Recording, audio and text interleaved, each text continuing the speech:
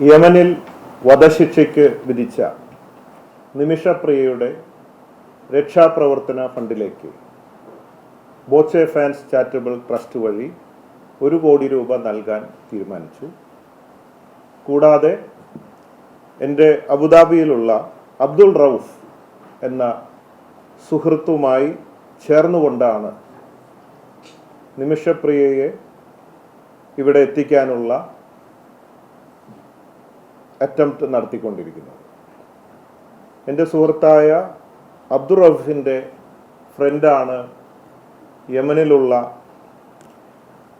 ഇസുദ്ദീൻ എന്ന് പറയുന്ന ബിസിനസ്മാൻ. ദുബായിൽ ബിസിനസ് ചെയ്യുന്നു. അപ്പോൾ